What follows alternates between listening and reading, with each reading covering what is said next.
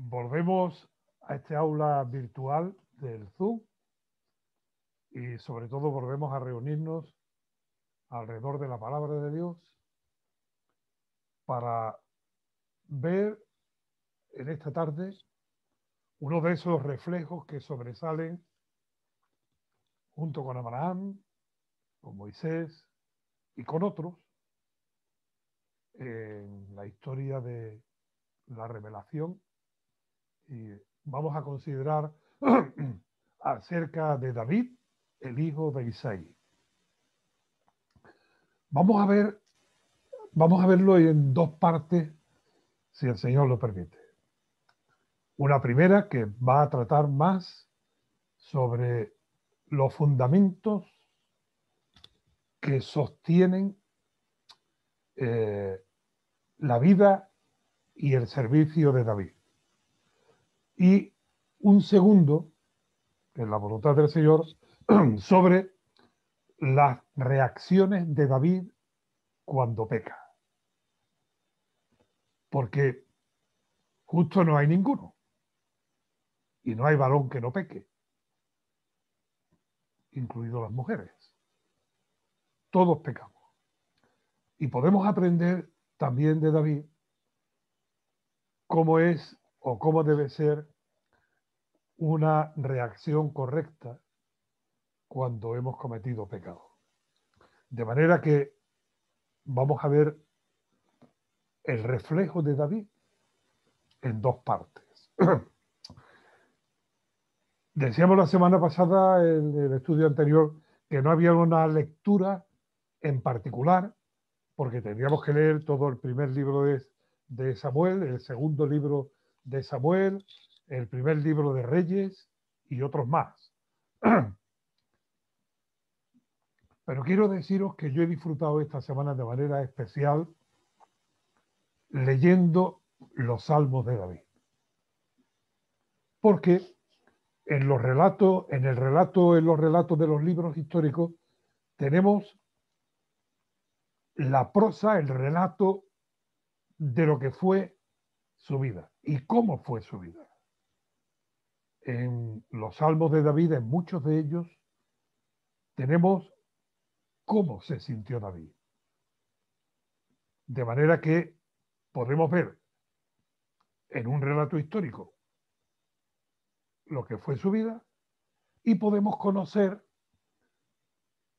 los sentimientos, las experiencias, las vivencias interiores de David en los salmos. Y es una bendición en muchos de los salmos de David poder tener la información acerca de en qué momento, en qué situación fue escrito ese salmo, y eso nos ayudará a entender el trasfondo en la vida de este hombre de Dios. David, su nombre significa bien amado. De la tribu de Judá, él era, tengo una duda y seguramente lo diré mal,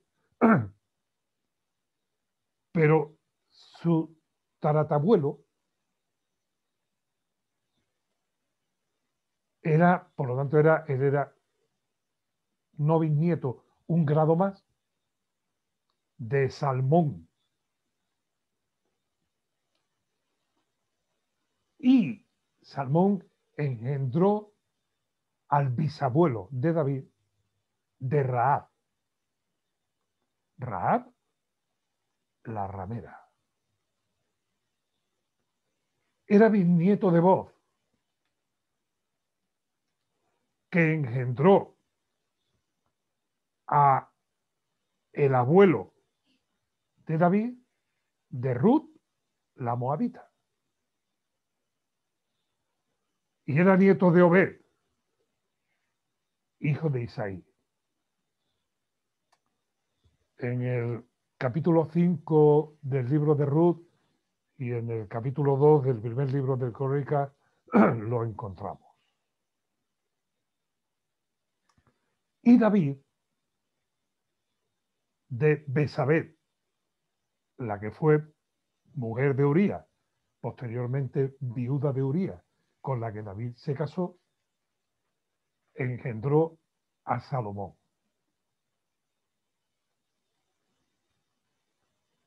Vemos que hay una mezcla, que no era de pura cepa, que hay un trasfondo familiar, histórico, como en algunos de nuestros casos también, ¿no?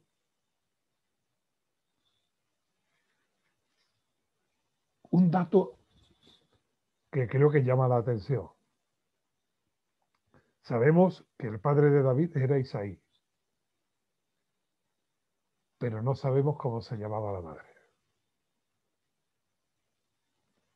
No está el dato del nombre de la madre de David. Sin embargo, hay otro dato sobre la madre de David que sobresale más, en muchas ocasiones, más importante que el nombre. Dice el Salmo 86, escrito por David, mírame y ten misericordia de mí, da tu poder a tu siervo y guarda al hijo de tu sierva. La misma expresión que se recoge en el Salmo 116, también versículo 16, que dice, oh Jehová, ciertamente yo soy tu siervo tuyo soy, hijo de tu sierva. Por lo tanto, aunque no conozcamos el nombre, sí conocemos la condición, sierva de Dios. Y hemos hablado con relación a los personajes anteriores, la influencia que muchas veces las madres, quizás menos los padres, ejercen sobre los hijos. De manera que vemos ya que cuando David aparece en escena, la Biblia nos da información acerca de sus ascendientes.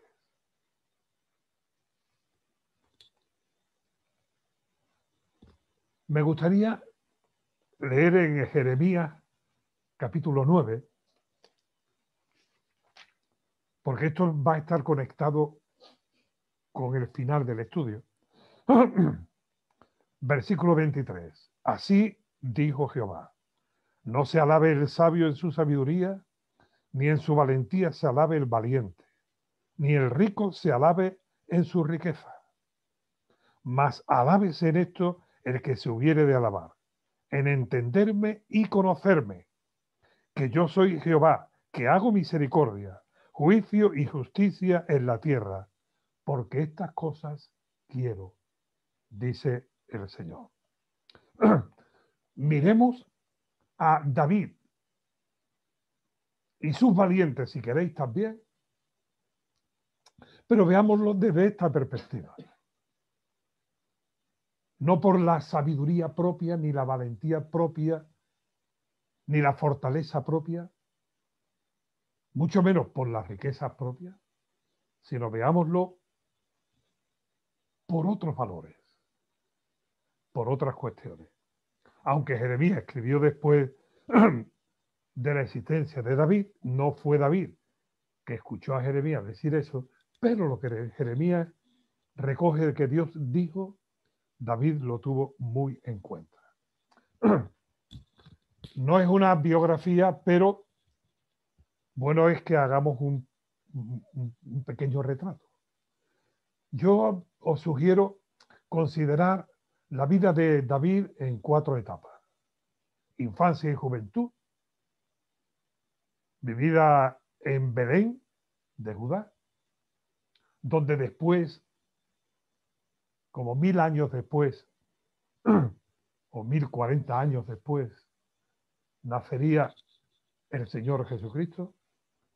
De la infancia y juventud tenemos muy poca información en la Biblia de David. la época del servicio de David a Saúl, el tiempo en que David estuvo como sirviendo a Saúl. Una tercera, que es esa época en la que David está huido de Saúl. Y la cuarta, que tiene que ver con David como rey. Primero, como rey de Judá y después como rey de toda Israel. Primer libro de Samuel, capítulo 16, versículos 12 y 13. Envió pues por él y le hizo entrar. Está hablando de Samuel, que está en casa de Isaí, y han venido los 7 hermanos mayores de David, hijos de Isaí, y Samuel, al contemplar al primero, dice: oh, este es fuerte, grande, valeroso. Y Dios le dice: no es ese. Y cuando reclama Samuel a Isaí: ¿tienes alguno más? Sí, el más pequeño, está cuidando las ovejas, hacerlo venir. Dios le dice: este es. Envió por él y le hizo entrar. Y era rubio, hermoso de ojos y de buen parecer. Entonces Jehová dijo: levántate a Samuel y úngelo, porque este es. Y Samuel tomó el cuerno del aceite y lo ungió en medio de sus hermanos. Y desde aquel día en adelante, el Espíritu de Jehová vino sobre David. Se levantó luego Samuel y se volvió a Ramá. Veamos este detalle. Samuel unge a David como rey en la intimidad de la familia, con su padre Isaí y sus hermanos allí, y probablemente algunos sirvientes o algunos acompañantes. Pero el escogido de Dios es ungido, es señalado, es reconocido por Dios en privado, en la intimidad, en el entorno de la familia. Hermanos, es en lo privado, en lo íntimo, en nuestra vida particular, personal, en nuestro hogar y también en nuestro aposento. Es en el tiempo de nuestra relación personal con Dios donde se toman las decisiones más importantes y donde se cultiva una relación con Dios, donde se escucha de manera más clara, directa y personal la voz de Dios con cada uno de nosotros. Sin duda que en la exposición de la palabra, en la predicación o en la enseñanza, Dios habla al corazón. Pero no nos perdamos nunca, no nos perdamos en ningún momento el privilegio de la relación personal, íntima, privada con Dios. David no fue rey de Israel por voluntad propia. Él no lo decidió. Fue escogido por Dios y señalado por Dios. David no fue rey en Israel por voluntad de otros, por influencia de otros, por decisiones de otros, ni de el juez y profeta Samuel, ni del ya rey Saúl, sino por voluntad de Dios. No llega al trono en virtud de unas maquinaciones humanas, políticas o sociales o de interés o de influencia, sino que llega al trono porque Dios lo ha escogido, por voluntad directa de Dios. Hermano, y sea lo que sea en lo que sea, que sirvamos a Dios, hagámoslo porque es la voluntad de Dios. No movido por presiones externas ni voluntades de otros. David tuvo muchos conflictos en su vida, muchas dificultades.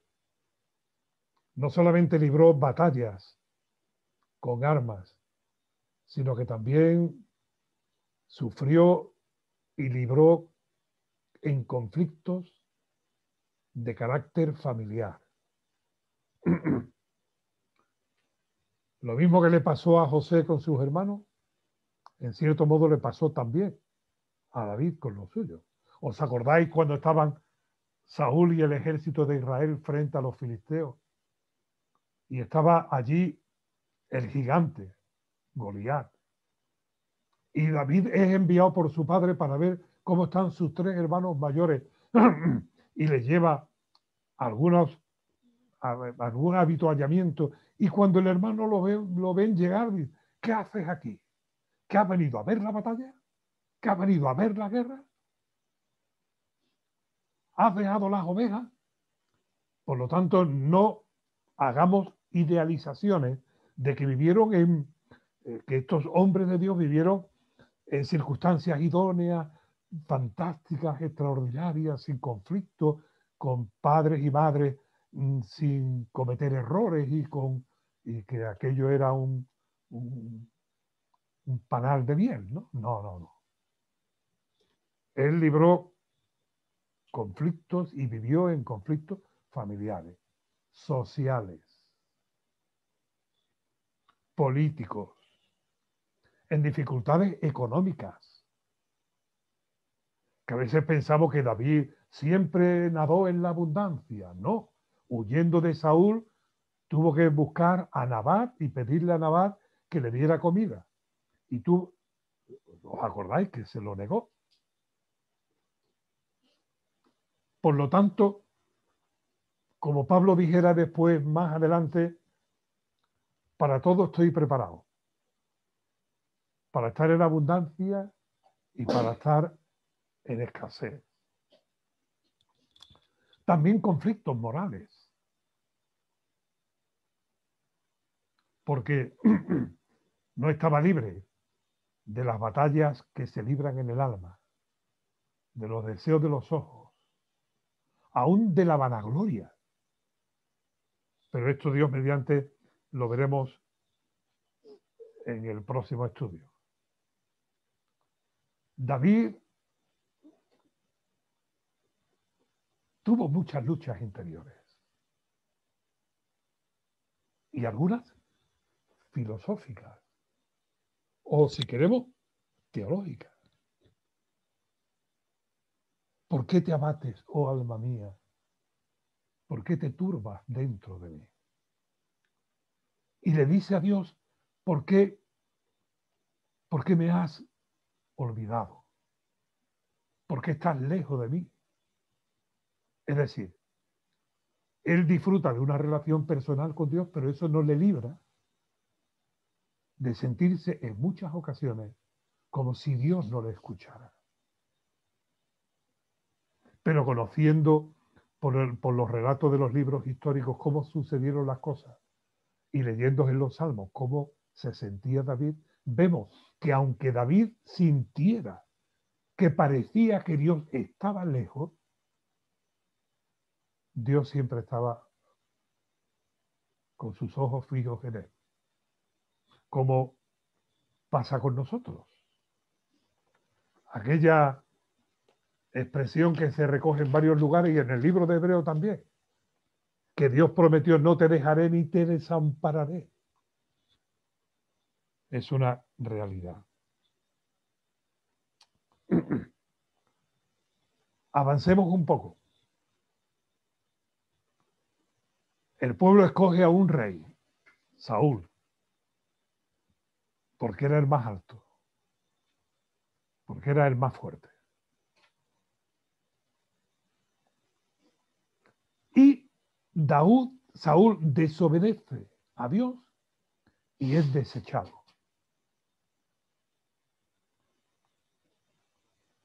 Yo a veces pienso, cuidado cuando nos estamos en los tiempos de prosperidad, que en los tiempos de tranquilidad, en los tiempos de que todo parece que va bien, porque el diablo es muy astuto. Viene de la victoria y Samuel le pregunta, ¿qué tal? Bien, Dios es bueno, nos ha dado todo. Sí, pero escucho ahí un balido de ovejas. Sí, es que lo hemos traído para ofrecérselo a Dios como sacrificio. Pero Dios no te dio la orden, no te dio el mandamiento de acabar con todo. Y Saúl dice, sí, pero el pueblo quiso y los hombres quisieron y yo tuve miedo, tuve temor y no les llevaba a la contraria. Teme a los hombres más que, pues, que sepas que Dios te ha desechado. Esta era la segunda ocasión, ¿eh? Ya antes Saúl lo había hecho. Sí, lo había hecho de manera muy, muy clara. En el capítulo 13 del primer libro de Samuel.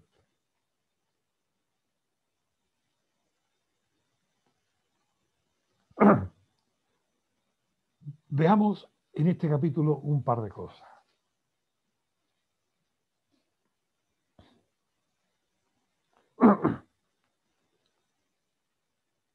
Saúl está esperando que llegue Samuel para presentar holocausto y ofrenda a Dios. Y como Samuel no llega, Saúl, dice el versículo 9, dijo, traedme holocausto y ofrenda de paz, y ofreció el holocausto. Y cuando él acababa de ofrecer el holocausto, he aquí Samuel que venía, y Saúl salió a recibirle para saludarle. Entonces Samuel dijo, ¿qué has hecho? Y Saúl respondió, porque vi que el pueblo se me desertaba, y que tú no venías dentro del plazo señalado, y que los filisteos estaban reunidos en Micmas, me dije, ahora descenderán los filisteos contra mí a Gilgal, y yo no he implorado el favor de Jehová. Me esforcé pues y ofrecí holocausto. Entonces Samuel dijo a Saúl, locamente has hecho. No guardaste el mandamiento de Jehová tu Dios que él te había ordenado, pues ahora hubiera confirmado tu reino sobre Israel para siempre. Mas ahora tu reino no será duradero. Jehová se ha buscado un varón conforme a su corazón, un varón conforme al corazón de Dios, al cual Jehová ha designado para que sea príncipe sobre su pueblo, por cuanto tú no has guardado lo que Jehová te mandó.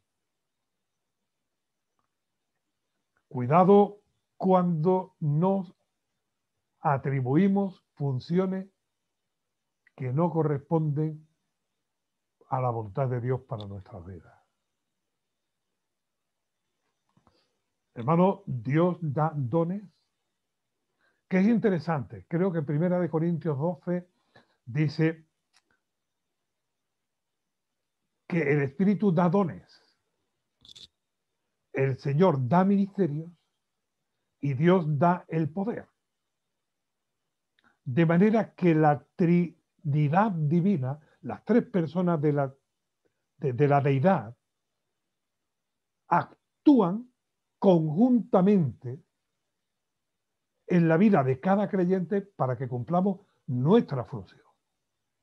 El Espíritu capacita dando dones, el Señor, que es el Señor Jesucristo, como cabeza de la iglesia, da el ministerio, es decir, el campo donde ejercer el don o los dones recibidos, y Dios el Padre da el poder, la fuerza, la dinamis para cumplir el ministerio ejercitando los dones. Hermanos y hermanas, y no debemos romper esta perfección de la obra de Dios tomando nosotros labores y ministerios que no corresponden a la voluntad de Dios. Notad ahí que que Saúl habla consigo mismo. Y yo me dije, vi que el pueblo me desertaba. Y yo me dije, haré esto.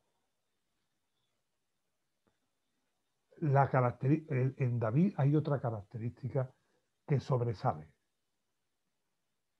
Le pregunta a Dios, ¿qué quieres que haga?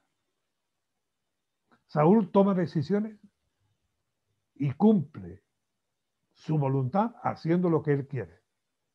Y aquello significó la ruina de su reinado. David consulta a Dios, inquiere de Dios, con sus fallos también. Pero en la actitud quiere hacer la voluntad de Dios y busca la voluntad de Dios para hacerla. Y su reino es sempiterno. Porque el trono de David es en el que ese trono, que será restaurado cuando Cristo venga a reinar aquí en la tierra y se siente en el trono de su padre David. De manera que bueno es que le consultemos a Dios, que le preguntemos a Dios, que escuchemos a Dios, que conozcamos la voluntad de Dios y que hagamos la voluntad de Dios en vez de la nuestra y nos irá mucho mejor. Será de mucha más bendición. Dice aquí, Dios se ha escogido. Versículo, estoy en el 13-14. Jehová se ha buscado un varón conforme a su corazón. Samuel no sabe quién es ese hombre. Ni David tampoco. Es un muchachito. Pero Dios ya tiene sus planes. Y no solamente sus planes, sus determinaciones. Pablo, predicando en Antioquía, en Hechos de los Apóstoles capítulo 13, refrenda esto. Qué bueno es la armonía del Antiguo Testamento con el Nuevo Testamento y el Nuevo Testamento con el Antiguo Testamento. Alguien dijo una vez que el Nuevo Testamento está escondido en el Antiguo Testamento y el Antiguo Testamento está revelado en el Nuevo Testamento. El Nuevo Testamento está en sombra en el Antiguo y el Antiguo se cumple y se revela en su sentido espiritual también en el Nuevo. Pablo dice en Hechos 13, 21, luego pidieron rey y Dios les dio a Saúl, hijo de Cis, varón de la tribu de Benjamín, por 40 años. Quitado este, le levantó por rey a David, de quien también dio testimonio diciendo, he hallado a David, hijo de Isaí, varón conforme a mi corazón, quien hará todo lo que yo quiero. Y mira lo que dice el versículo 23. Y de la descendencia de este, de David, y conforme a la promesa, Dios levantó a Jesús por Salvador a Israel. De manera que el corazón de David influye, es determinante a la hora de tomar una decisión Dios, pero además también con proyección de eternidad. No idealicemos, no quiero idealizar en demasía la persona de David, porque tuvo sus errores, cometió sus pecados, sin duda. Lo decía al principio, que no hay hombre que no peque. De tal manera, hasta el punto tal, que Dios le dijo a David, tú no me edificarás templo. Y David preparó los planos, David reunió los materiales, el oro, la plata, la madera, las piedras. Pero Dios le dice, pero has derramado sangre, mucha sangre, y tú no me levantarás el templo. Tú no me levantarás. Tu hijo, él lo levantará. De manera que juntamente con la misericordia de Dios está también, si queréis, usamos las palabras de Pablo, porque ya conocéis la bondad y la severidad de Dios. Oye, qué importante es eso, ¿eh? Ver que Dios es misericordioso, pero que a la vez también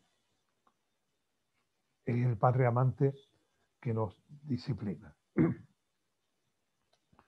Hemos leído antes algunas características del aspecto de David. Joven, hermoso de ojos, de buen parecer, pero Dios no mira eso, Dios mira su corazón. Damos un giro.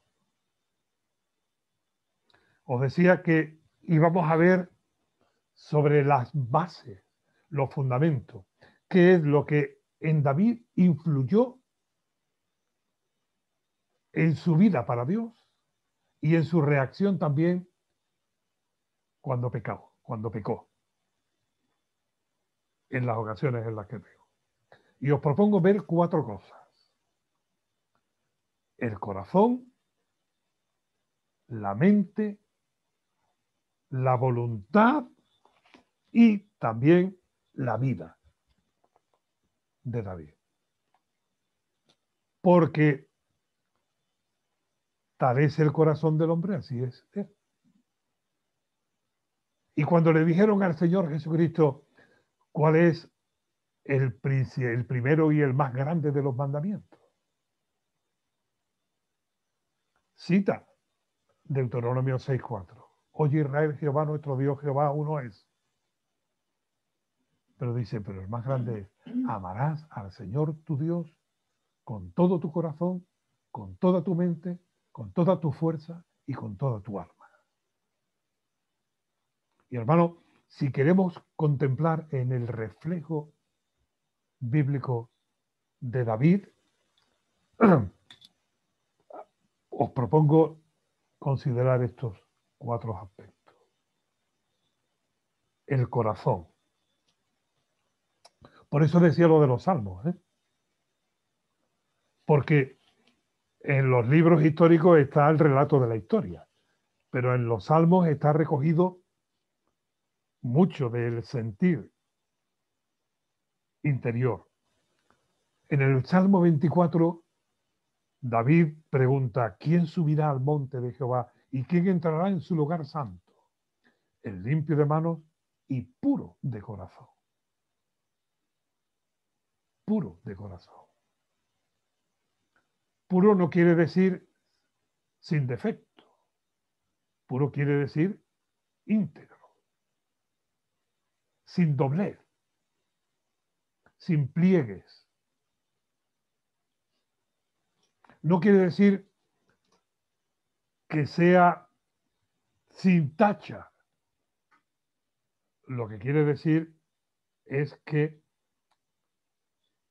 es limpio. Y bienaventurados los limpios de corazón, porque ellos verán a Dios. El corazón de David. Salmo 37. Los salmos que vamos a ver, todos están escritos por David. Salmo 37. Dice el versículo 30, la boca del justo habla sabiduría y su lengua habla justicia. ¿Por qué? La ley de su Dios está en su corazón. David guardaba en su corazón no solamente el deseo de agradar a Dios, sino que guardaba en su corazón, ponía en su corazón lo que Dios había dicho que es su voluntad. Y podemos tener la mejor intención posible de agradar a Dios. Pero si no sabemos cómo quiere Dios que le agrademos, estaremos jugando a los acertijos. Y como el corazón del hombre cambia constantemente, si no ponemos en el corazón, en nuestro propio corazón, cada uno de nosotros, el conocimiento de lo que Dios quiere, de lo que Dios dice, de lo que Dios ordena, para que guíe nuestro corazón estará dando cambayá y bandazo de un lugar para otro. De manera que David dice en el versículo 31 que la ley de su Dios está en su corazón. No sé si el Salmo primero lo escribió David, no lo señala, pero será como árbol plantado junto a corriente de agua, que su hoja no cae y da fruto a su tiempo. El que guarda la voluntad de Dios en su corazón. Salmo 57. Esto está escrito por David. Dice el versículo 7. Pronto está mi corazón, oh Dios, mi corazón está dispuesto. No es solamente el conocimiento de la voluntad de Dios, sino es también la presteza, la disposición, la urgencia. Pronto está mi corazón. Está dispuesto, oh Dios, mi corazón para alabarte. Y el viernes pasado comentábamos de este versículo, cantaré y trovaré salmos. Trovaré es la acción de un trovador, que no solamente canta un himno que conoce la letra, sino que hasta la improvisa y la hace expresión. Es como aquellos trovadores que se ponían debajo de los balcones de sus amadas, porque estaban enamorados de ellas y cantaban las virtudes, algunas veces no reales. En algunas ocasiones eran virtudes imaginarias. Chata mía. Y de chata nada. Pero de Dios podemos cantar sus virtudes porque en Él son inagotables. Y David no solamente guardaba en su corazón lo que Dios decía, sino que tenía un corazón dispuesto. Y Dios lo sabía. Como el Señor Jesucristo, que cuando vio a la multitud no se fiaba de ellos porque conocía el corazón de ellos. Dios conoce nuestro corazón. A Él no le podemos engañar. Salmo 141.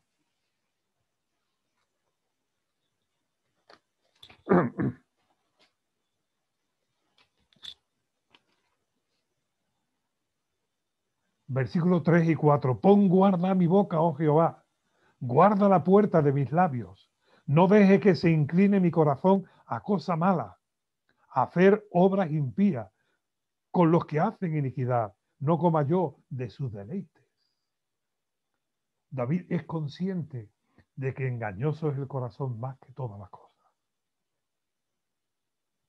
Y le pide a Dios protección. Guarda. Guarda en la boca, porque de la abundancia de la boca, no, de la abundancia del corazón, habla la boca. Y lo que le está pidiendo David a Dios es, Señor, guarda mi corazón, mantén tú el control, mantén tú la vigilancia sobre mi corazón. Sé tú el vigía.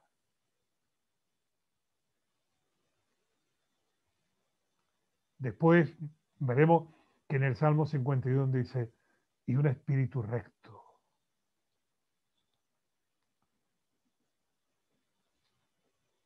Mirad, para terminar esta parte del corazón. Primer libro de Crónicas. Voy a atenderlo a ver si es lo de la vacuna. Primer libro de Crónicas, capítulo 28.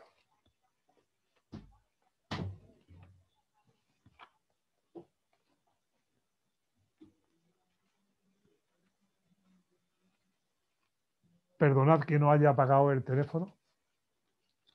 Es un error de omisión o pecado de omisión. Primer libro de Crónicas, capítulo 28. Versículo 9. Le dice David, ya bastante mayor, a su hijo: y tú, Salomón, hijo mío, reconoce al Dios de tu padre y sírvele con corazón perfecto y con ánimo voluntario. Se lo está transmitiendo se lo está transmitiendo a su hijo. Corazón perfecto y ánimo voluntario. Lo mismo que hemos visto antes, tanto en el Salmo 37 como en el 31, como 37 como en el 57. Porque Jehová escudriña los corazones de todos y entiende todo intento de los pensamientos. Si tú le buscares, lo hallarás. Mas si lo dejares, él te desechará para siempre. He aquí un padre aconsejando a su hijo.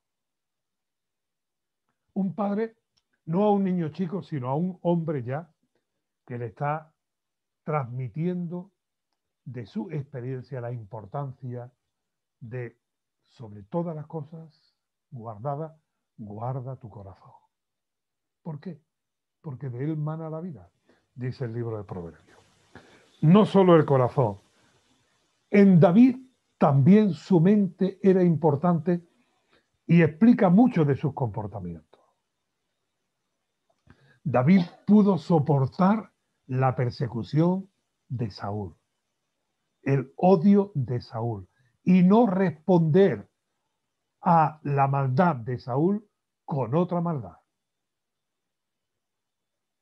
Romanos 12 dice, no paguéis al mal con mal. ¿Sabéis que si el mal lucha contra el mal, siempre gana el mal? Gane el que gane, ha ganado el mal. Salmo 143.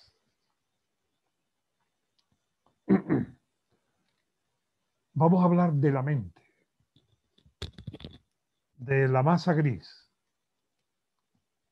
de nuestros pensamientos. Porque toda acción empieza en el corazón, pero después pasa a la mente, ¿eh?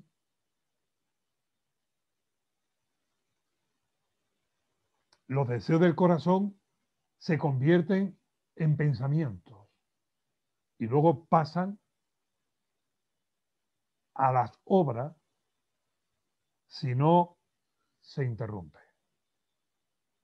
Salmo 143, versículo 5. Me acordé de los días antiguos. Meditaba en todas tus obras.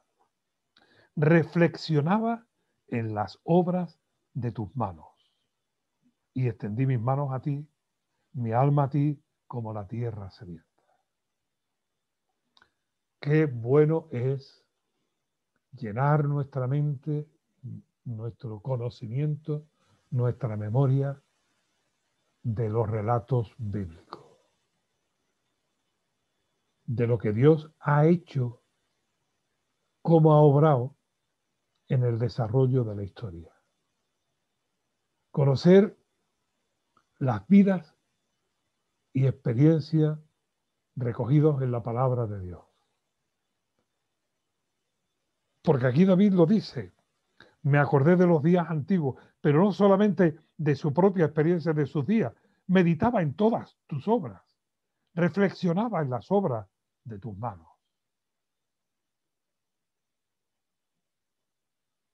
Si miramos al cielo y vemos este firmamento que cuenta las maravillas de Dios. El Dios de la eternidad, el Dios de la perfección. Hace 4 o 5 días hubo una noticia de que pasó y ha quedado recogido una bola de fuego a no sé cuántos miles de kilómetros por hora de distancia por el sureste de España. En la provincia de Cádiz lo vieron pasar y se deshizo porque es que Dios ha protegido la tierra de manera que esos meteoritos que se desprenden del firmamento no puedan. Y yo digo, Señor, gracias. No nos damos cuenta de cómo tú cuidas de lo que nos has dado. Salmo 145.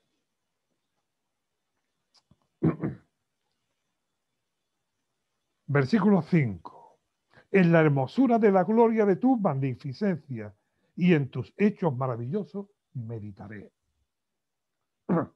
Este Salmo 145 es un acróstico, en hebreo está escrito en forma de acróstico, con las 22 letras del alfabeto hebreo.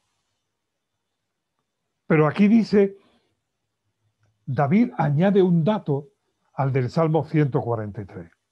No solamente en tus hechos meditaré, maravillosos, sino en la hermosura de la gloria de tu magnificencia.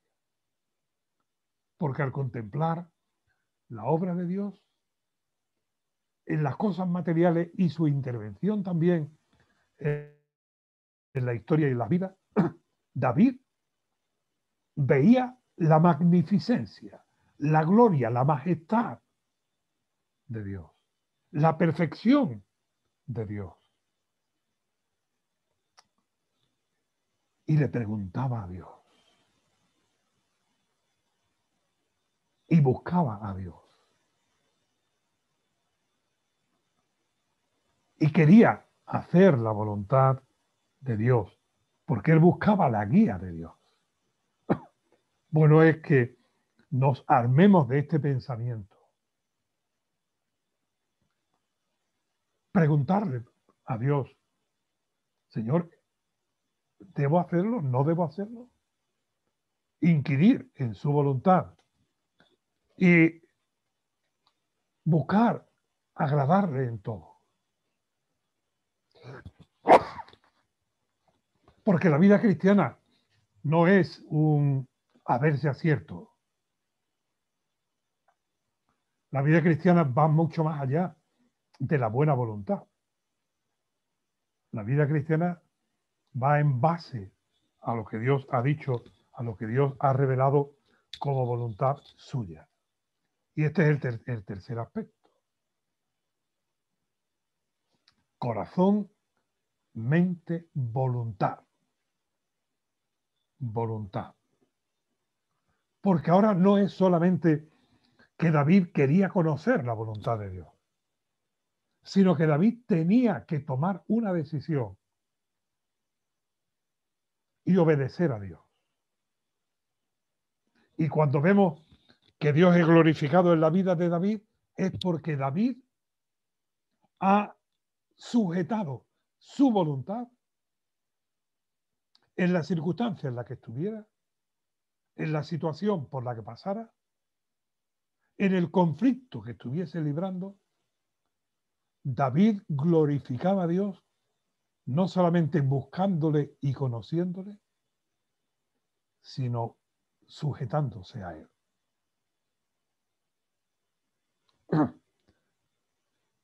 Está en una ciudad, oye que Saúl viene con un gran ejército y le pregunta a Dios, Señor, ¿me entregarán? Te entregarán. ¿Me quedo? No, vete. Y David cumple lo que Dios le dice. Por lo tanto, tenemos el ejemplo de David, pero hay uno mayor que David.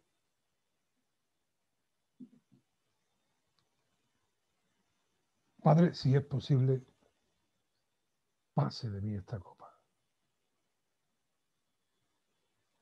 pero no se haga mi voluntad, sino la tuya.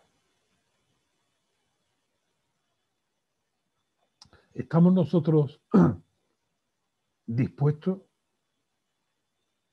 ¿Estamos nosotros decididos a que sea Dios el que decida? ¿O creemos que es lo correcto decidir nosotros y después pedirle a Dios que bendiga nuestra decisión?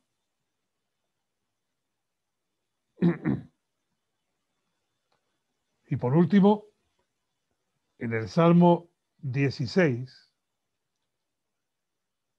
después del corazón, después de la mente, como consecuencia de una voluntad sujeta a Dios, viene la vida.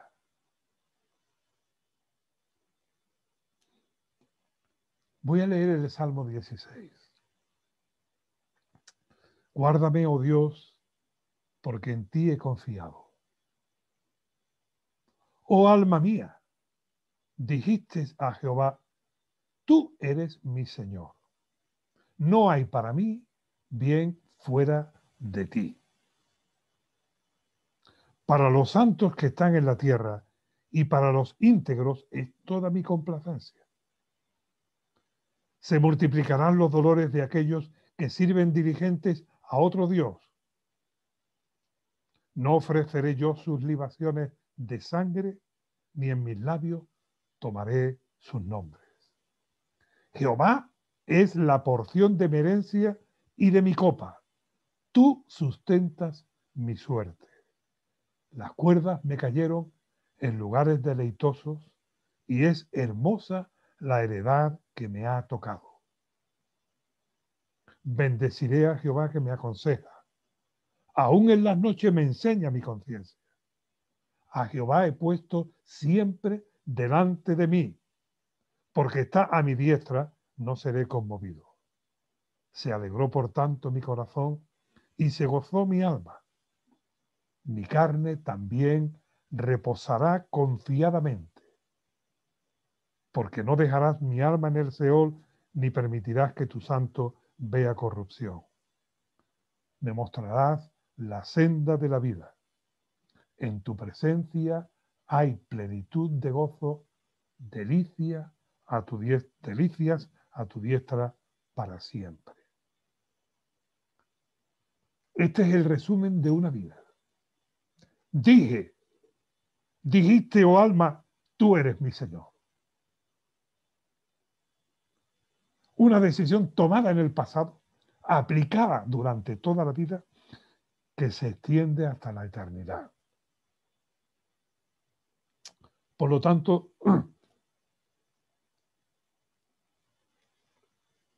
tenemos una vida para vivirla. Dice el Salmo 34, bendeciré a Jehová en todo tiempo, su alabanza estará de continuo en mi boca. Busqué a Jehová, él me oyó y me libró de todos mis temores. Los que miraron a él fueron alumbrados. En los Salmos, David derrama lo que en su interior se ha vivido y en la historia se relata. Bendice, oh alma mía, al Señor y bendiga mi ser su santo nombre. Bendice, oh alma mía, al Señor y no olvides ninguno de sus beneficios. Él es quien perdona tus iniquidades, el que sana tus dolencias, el que rescata del hoyo tu vida, el que te corona de favores y misericordia, el que sacia de bien tu boca, de modo que te rejuvenezcas como el águila. ¿Sabéis una facultad que hay en las águilas? Las águilas se arrancan con el pico las plumas viejas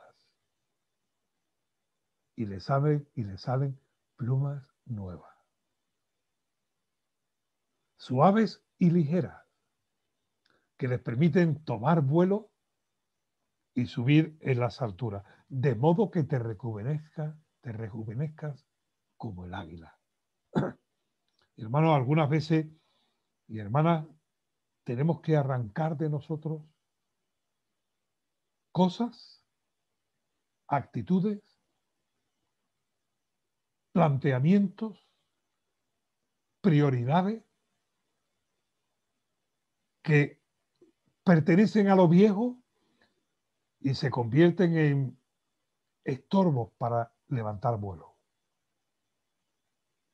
Para que en lugar de esas cosas, Dios nos esté renovando continuamente de día en día. Recordad que el Señor Jesucristo dijo: donde esté vuestro tesoro, allí está también vuestro corazón. Y David dice: no hay para mí bien fuera de ti. Y esta es una razón, esta es una explicación, esta es una causa por la que David, a pesar de sus defectos, a pesar de sus pecados, a pesar de sus errores, anduvo con un corazón conforme al corazón de Dios. Mirad, primer libro de Reyes, estamos terminando, nos quedan 2 minutos. Capítulo 1. Primer libro de Reyes, capítulo 1. Versículo 1. Cuando el rey David era viejo y avanzado en días, le cubrían de ropas, pero no se calentaba.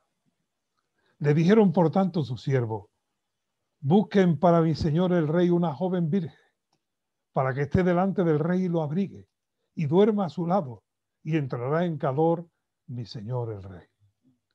Y buscaron una joven hermosa por toda la tierra de Israel, y hallaron a Abisag, sunamita, y la trajeron al rey. Y la joven era hermosa, y ella abrigaba al rey, y le servía, pero el rey nunca la conoció. Sí, sabía que se llamaba Abisag, pero no la conoció, quiere decir que no tuvo relaciones matrimoniales con ella, porque ya era viejo y avanzado en días. Y mi mujer se está riendo. Y David tenía 70 años. Ahora se ríe más, porque yo tengo 70 años.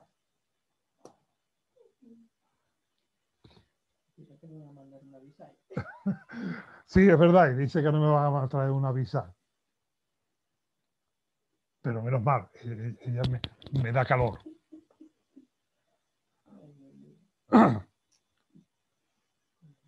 Pero con 70 años murió. Y murió en tranquilidad. Y hasta en las situaciones más delicadas, Dios se encargó de él. Y le cuidó. 40 años estuvo David de rey. 7 años en Hebrón, 33 años en Jerusalén. No es una vida perfecta, pero es la vida de un hombre al que Dios escogió porque miró su corazón y encontró una disposición conforme al corazón de Dios. Y de David vino el Mesías, el Cristo, el Rey de Reyes y Señor de Señores. Y Dios hizo un pacto sempiterno con David, que su trono sería para siempre. Hosanna, bendito el que viene en el nombre del Señor. Hosanna al Hijo de David, le dijeron a Cristo entrando en Jerusalén. ¡Qué honor! ¡Qué privilegio! Pues se ha cumplido el tiempo. Y hay algunos reflejos en David que hablan de la gracia, misericordia, amor y bondad de Dios. Hay también algunas nubes que hablan de la miseria del corazón del ser humano. Pero veremos que aún cuando caemos, Dios es fiel en levantarnos. Oramos. Gracias, hermanos y hermanas, por vuestra atención. Y nos despedimos con una oración. Señor, gracias porque tu palabra es viva y eficaz, más cortante que una espada doblemente afilada, y te pedimos que penetre hasta lo profundo de nuestra alma y nos escudriñes y tú nos muestres a cada uno lo que hay en nosotros que a ti no te agrada y lo que tú tienes para nosotros para ayudarnos, bendecirnos y hacernos, guiarnos a andar por tus caminos. Gracias porque en tu palabra encontramos esos reflejos de tu gloria, de tu bondad. Ayúdanos a ser nosotros también, cada uno de nosotros, luz en este mundo, reflejo de tu amor. Gracias en el nombre de Jesús. Amén.